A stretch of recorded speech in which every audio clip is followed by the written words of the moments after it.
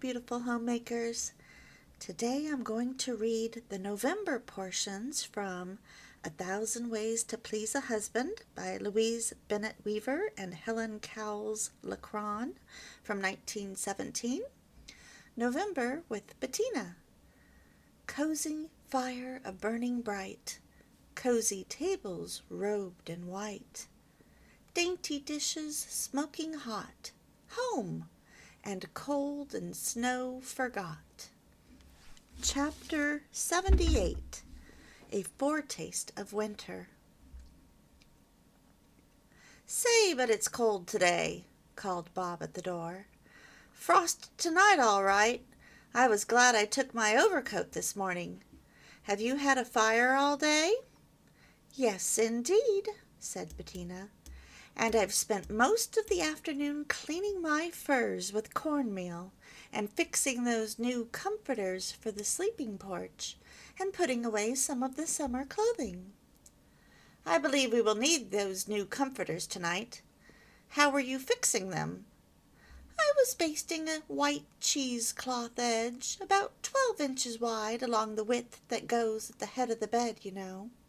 It's so easy to rip off and wash, and I like to have all the comforters fixed that way. I was cleaning my old furs, too, to cut them up. I'm planning to have a fur edge on my suit this winter. I don't believe you'll know the furs, the suit, or Bettina when you see the combination we will make together. Fur is the thing this year, you know. Couldn't you spare me a little to transform my overcoat? I'd like to look different, too." "Silly. Come along to the kitchen. There is beefsteak tonight. Won't it taste good? And I want you to cook it while I'm getting the other things on the table. I didn't expect you home quite so soon."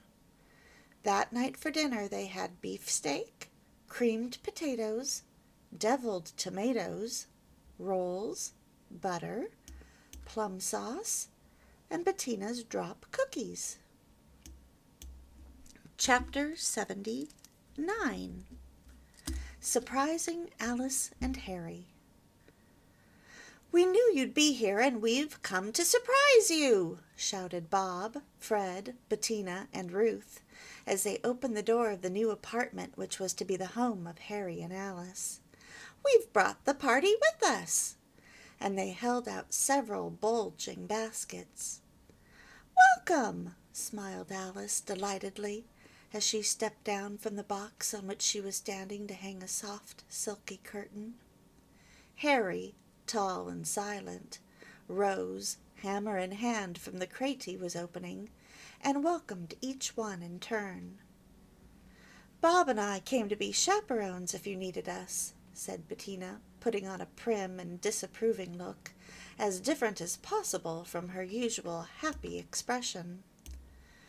"Oh, my dear," exclaimed Alice's mother in a shocked tone, "surely you didn't imagine? But then of course you didn't, because you would naturally know that I would be here."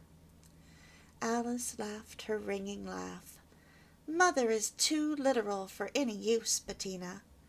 And Alice's absent-minded father looked up from the newspaper he was reading to ask what the joke was. "The joke, father dear," said Alice, "is that your foolish daughter should be about to marry this solemn and serious youth." And she turned Henry around by the shoulders until he faced her father. "But perhaps you hadn't heard about the wedding, father. Now don't tell me you had forgotten." "Forgotten? Forgotten your wedding, Alice?" said her mother, astonished. "Of course your father hasn't forgotten. Why, only yesterday he was saying that the cost of a trousseau apparently hasn't lessened since Lillian was married. Weren't you, father? It was when your new green corduroy came home, Alice, and I was saying—" But Alice had led the girls off to show them over the apartment. Father had retired behind his newspaper, and Harry was showing Fred and Bob his own private den, whither he might retire from the worries of domestic life. "Only," observed Fred sagaciously, "since it opens off the living room, you can't retire very far. I predict that married life will make you rather a sociable person, Harry." Harry shrugged his shoulders and said nothing. "Old bear!" cried Alice, entering the room at this point. "You don't need to be a sociable person. I like you just as you are." And she turned to the others. "Come to the party, please. It's all in the kitchen. We've made coffee, too, and everything is beautiful. I love surprises." The party consisted of apples, popcorn balls, nut cookies, maple fudge, and coffee. And I have these recipes on my website at thriveononeincome.com. Chapter 80. A Dinner for the Bridal Party. The bridal dinner, given for the wedding party by Alice's parents, was truly an elaborate affair. As the young people, who knew each other so well and had spent so many merry hours together, glanced across the softly lighted table, a little feeling of shyness and constraint came over them because of the formality of the occasion. Even Alice, usually the ringleader in all their fun, was a little silent. "Shucks," thought boyish Fred. "None of this in mine. I'd elope first. Wonder if Harry likes it. Bet he doesn't." Ruth was thinking, "Oh, how lovely! How perfectly lovely! I believe, after all, as a time to remember through all the years." But Fred could not read her thoughts, and saw only the particularly happy smile that she gave him. "How do you like the nut cups?" Alice asked. "Bettina made these yellow mum nut cups as a Christmas gift to me, and gave them to me now for this dinner. See, they just match the real chrysanthemums. I'm sure I don't know which I like best." The girls exclaimed so heartily over the nut cups that Bettina declared to herself that she would make sets for each of them of different colors and kinds. These of Alice's were really charming. Their wire handles were wound with green mullein and tied with a green bow. They were filled with pecans and pink and yellow bonbons, which were grapes covered with colored creams. The place cards were tied with narrow green ribbon to little china slippers, cupids, doves, and hearts. Besides the yellow chrysanthemums, which were the table decorations, there was for each of the girls a corsage bouquet of pink roses, and for each of the men a boutonniere of pink rosebuds in a tin-foil case. Flower pens were tucked in the mullein bows of the bouquets as favors for the girls, while scarf pins were favors for the men. When the dinner was over, and the guests were passing into the living room for dancing and music, Alice slipped her arm through Bettina's. "The dinner was lovely, wasn't it?" she said. "I did think I was too tired to enjoy it, but my heart is as light as a feather now. I am going to dance all evening till my last guest goes." The menu was as follows: grapefruit cocktail, cream of asparagus, soup, croutons, sautéed halibut, potato rosettes, cabbage relish in green pepper cases, peas in timbale cases, celery, hot rolls, currant jelly, vegetable salad, cheese wafers, brick ice cream, individual cakes, coffee, pecans, and bonbons. Chapter 81. Rehearsing the Ceremony. Alice's wedding day dawned clear and cold, and Bettina realized with a start all that was before her. She had as house guests 2 school friends of Alice's, gay and charming girls who were, nevertheless, somewhat difficult visitors, as the little bungalow was soon strewn with their belongings, and as they were completely indifferent to such a thing as punctuality. "Suppose Geraldine'll be in to borrow my mirror in a minute," grumbled Bob. "How long'll they stay?" "Till tomorrow morning, dear. Hurry. You know we have to rehearse at 10 o'clock." "Ushers and all?" "Of course. You wouldn't know what to do without a rehearsal, would you?" "I suppose not. But what if I can't get away from the office?" "You'll have to, Bob, for Harry's sake. Surely you can manage it for once." Bob went on grumbling about the foolishness of these fancy weddings until Bettina consoled him with the promise of waffles for breakfast. "And we'll simply have to call Geraldine and Lenore," said she. "They are going to the rehearsal with me, and I must have my morning's work done before we start. You see, I shall have them here for luncheon, and we won't be back till noon." Bettina, with some effort, managed to reach the church with her guests shortly after 10 o'clock. The nervous and excited wedding party stood about in chattering groups, and when summoned went through their parts with many mistakes and giggles. "How can it ever seem beautiful and solemn," thought Bettina in despair, "when we all do it so stupidly? I'm afraid we are going to spoil the wedding." Chapter 82. After the Wedding.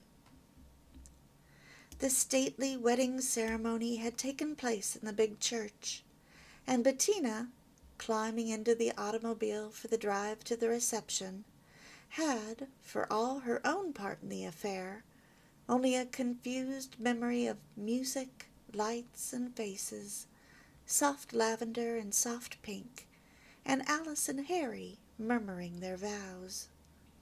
"Wasn't it lovely, Bob? Wasn't it stately and impressive?" "Say, aren't you cold?" was his prosy reply. "That church was too warm. Take my coat." "No, indeed, I don't need it. Oh, wasn't it a beautiful wedding? Did Lillian and I walk slowly enough?" And she chattered on about all the details until the house was reached. The bride and groom were already there, and gay congratulations followed from the many guests. The dining room, where the dainty wedding supper was served, was elaborate with palms and high baskets of roses.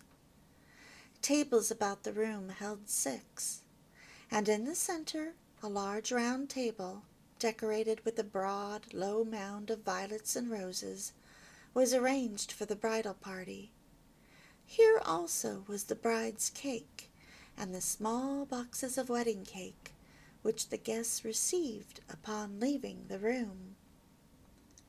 When Alice cut the bride's cake, the thimble fell to Ruth, which occasioned much merriment, while the dime was discovered by Harry in his own piece. The ring went to Mary, who emphatically denied that the omen spoke truly. But when Mary also caught Alice's bouquet of lilies of the valley, the young people refused to listen to her protests. "Dear Alice," said Bettina, as she helped the bride into her traveling suit, "may your whole life be as beautiful as your wedding."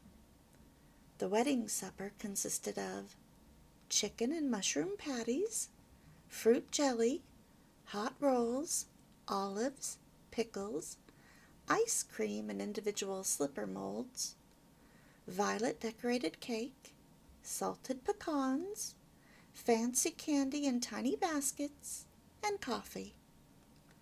Chapter 83. A Happen-In Luncheon. Bettina had finished her morning's work and was busy with her mending when the telephone rang. "Why, hello, Bob," she answered, surprised to hear his voice at this time of day.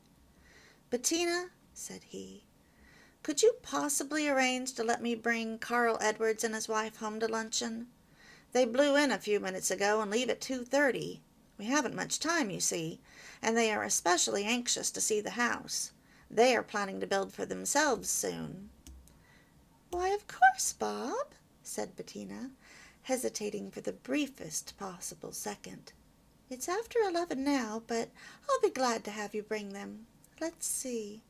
I'll give them the salad I had planned for tonight, but I don't know what else. But then I'll manage somehow. All right, dear, that's fine. We'll be there early, a little after 12. Bettina's emergency shelf was always well stocked, and before her conversation with Bob was over, her mind had hastily reviewed its contents. In a very short time, her oven held escalloped salmon, graham gems, and quick pudding, and she was setting the dainty porch table. I'm glad the weather is so beautiful, she said to herself, for it is so much fun to have a hurry-up luncheon like this out of doors. Well, whatever the guests think, I'm sure that Bob will like my menu, for quick pudding is a favorite dessert of his, and he can always eat several graham gems. For luncheon they had escalloped salmon, graham gems, apricot sauce, Bettina's vegetable salad, chocolate, marshmallows, and Bettina's quick pudding. Chapter 84. Uncle John as a dinner guest. Well, well, in time for dinner, am I? Said Uncle John, letting in a gust of snow-filled air as he opened the front door. Why, Uncle John, I should say you are, answered Bettina with delight, as she removed her kitchen apron. Do you smell my date buns? I believe you'll like them. Date buns? Never heard of anything so absurd in all my life. What are they? And then, without waiting for an answer, he went on. A regular blizzard tonight, I do believe. I telephoned your Aunt Lucy that I wouldn't be back to the farm till morning, then I found a place to leave my car and came up here to see if I couldn't get a bite to eat. But date buns? I don't know about that. I'm not used to anything so fancy. Well, Uncle John, there's a salmon loaf baking in the oven, and also some lemon rice pudding, so I believe there'll be something you'll like. Maybe, said Uncle John doubtfully, but with a twinkle in his eye that belied his words. But let me see. Aunt Lucy sent you something. What was it? Oh, yes, some cream. And he took a glass jar from its wrappings. Oh, Uncle John, how lovely, said Bettina. Won't we just revel in cream? There comes Bob now. Get behind the door, Uncle John, and say boo, the way you used to do with me when I was a little girl. That night for dinner Bettina served salmon loaf, creamed potatoes, date buns, butter, cranberry sauce, lemon rice pudding, and coffee. Chapter 85. During the Teachers' Convention. So you'll not be back until dinner time? Bettina had said at the breakfast table to Bob's cousin Edna and her friend Catherine. A whole day of it? How tired you'll be! Edna laughed her ripply laugh that always made everyone else laugh, too. Tired getting me a hat and a suit? Oh, Bettina, that makes me feel livelier than ever. Catherine looked troubled. Now, Edna, she said, you positively mustn't miss that afternoon meeting. I know it will be so inspiring. Remember what Professor Macy said. Edna laughed again.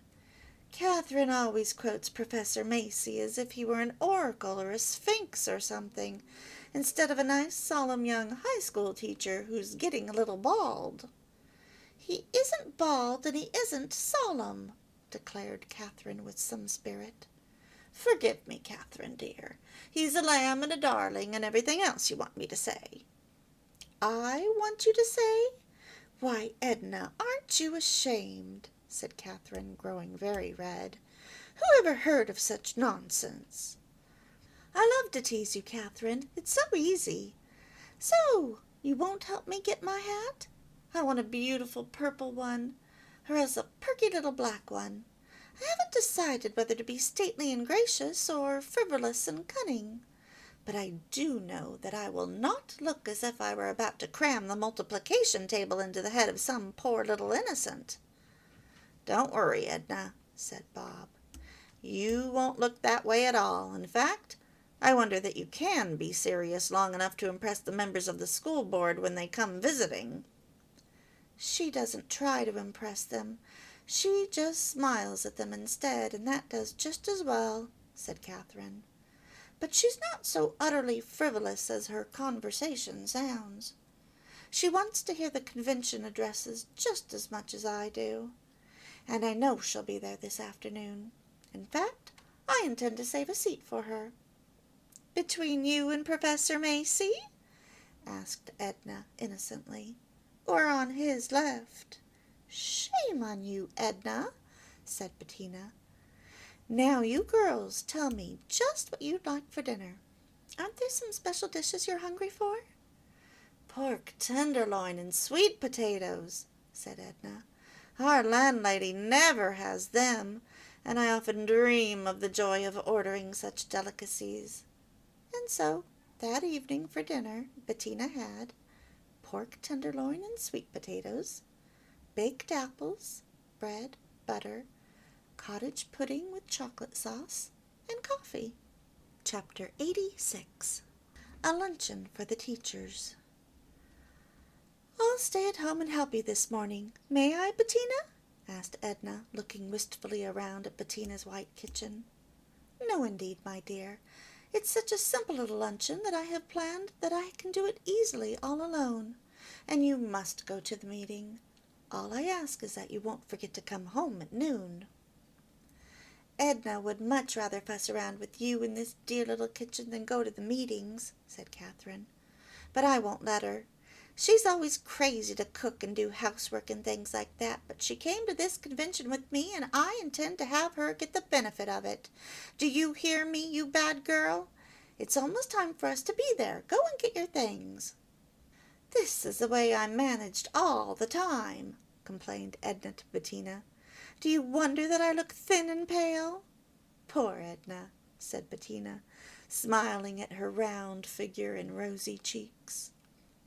"Now do run along with Catherine, but don't forget, we'll have 3 other guests at noon, so wear your prettiest smile." "And I'll help you serve," Edna smiled back. That day for luncheon Bettina had creamed oysters on toast, pear salad, brown bread sandwiches, pecan ice cream, sponge cake, mince, and coffee. Chapter 87. Ruth comes to luncheon. "Bettina, what makes the gas stove pop like that when I light it? I've often wondered." "Why, Ruth, that's because you apply the match too soon. You ought to allow the gas to flow for about 4 seconds. That fills all the little holes with gas and blows out the air. Then light it, and it won't pop or go out. The flame ought to burn blue. If it burns yellow, turn it off and adjust it again." "Well, I'm glad to know that. Sometimes it has been all right, and sometimes it hasn't, and I never realized that it was because I applied the match too soon. I'm glad I came today." "I'm glad, too, but not because of instructing you. I'm not competent to do that in very many things, goodness knows. When I called up and asked you to lunch, it was because I had such a longing to see what lovely things you'd be making today. You will have the daintiest, prettiest trousseau, Ruth. I love to embroider, so I'm getting great fun out of it. I tell Fred it's a treat to make pretty things and keep them all. They were usually for gifts before. Ooh, lobster salad? No, creamed lobster on toast. There, Mr. Lobster, you're out of your can. I always hurry 'em out in double quick time onto a plate, or into an earthenware dish, because I'm so afraid something might interrupt me and I'd be careless enough to leave him in the opened can, though I know I never could be so careless. Then I never leave a metal fork standing in lobster or canned fish. It's a bad thing. I knew about the can, but not about the fork, though I don't believe I ever do leave a fork or a spoon in anything like that." Would you prefer tea, coffee, or chocolate with these cookies for dessert? Coffee, I believe, Bettina. Aren't they cunning cookies? What are they? Peanut cookies. I think they are good, and they're so simple to make. They are nice with afternoon tea. Mother often serves them. There, lunch is all ready but the coffee, and we'll have that last. Luncheon consisted of creamed lobster on toast, head of lettuce, French dressing with green peppers, bread, butter, peanut cookies, and coffee. Chapter 88, The Hickory Log. Say, this feels good, said Bob as he warmed his hands by the cheerful blaze. Doesn't it? Said Bettina enthusiastically. And see, I've set the dinner table here by the fireplace. It's such fun when just the two of us are here. Isn't the log burning well? I wondered if we could use one of our new logs tonight. Thought about it all the way home, and here you had already tried it. November has turned so much colder that I believe winter is coming. So do I, but I don't mind. I don't want a warm Thanksgiving. Dinner ready? What's that? Lamb chops, scalloped potatoes? Smells good. Come on, dear. After dinner we'll try those nuts we left so long out at Uncle John's. Do you think they're dry enough by this time? Charlotte phoned me that they had tried theirs and found them fine. By the way, she and Frank may come over this evening. Hope they do. Listen, I hear a car outside now. Sure enough, that's Frank and Charlotte. Go to the door, Bob. We'll persuade them to eat dessert with us. Hello, people. Come in. You're just in time to have some tea and ginger drop cake apiece. That's what we came for, Bettina, shouted Frank, laughing. And then you must come out in the car with us. It's a beautiful, clear, cold night, and you'll enjoy it, if you take plenty of wraps. For dinner that night, Bettina served lamb chops, scalloped potatoes, eggplant, bread, butter, ginger drop cakes, and tea. Chapter 89, Some Christmas Plans. Christmas is in the air today, I believe, said Charlotte, as she took off her hat and warmed her cold hands at Bettina's open fire. You ought to see the children around the toys downtown swarming like flies at the molasses. Still, we ought to think about Thanksgiving before we begin our Christmas plans, I suppose. I try to get all my Christmas packages ready by Thanksgiving, said Bettina. Of course, I don't always succeed, but it's a splendid aim to have. There is always so much to do at the last minute, baking and company and candy making.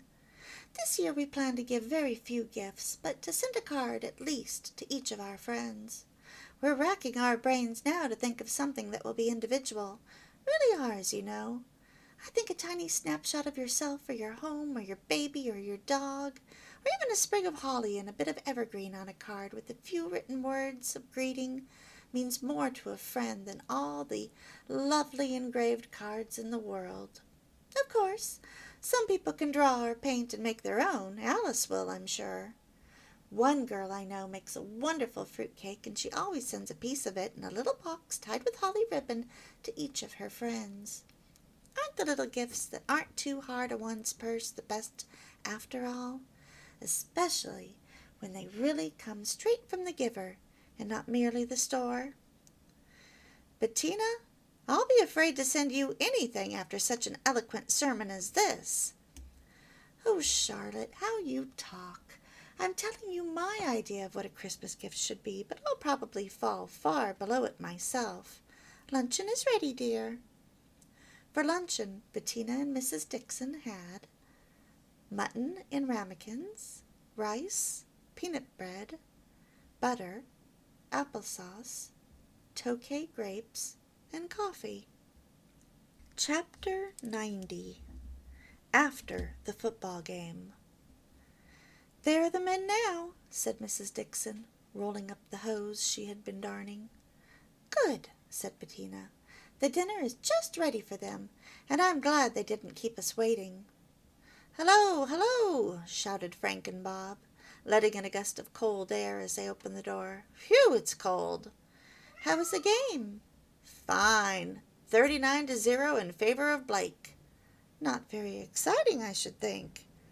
Still, Frank here wanted to bet me that Blake would be badly beaten. Frank, said Charlotte in exasperation, is that the way you show your loyalty to your home college? Shame on you, Frank, grinned Bob. Well, dinner ready? I'm about starving. Bettina has a regular after-the-game dinner tonight, said Charlotte. Just the kind to make a man's heart rejoice. Hooray, said Bob, stirring up the great fire. And afterward we'll have our coffee in here and toast marshmallows, shall we? Suits me, said Frank.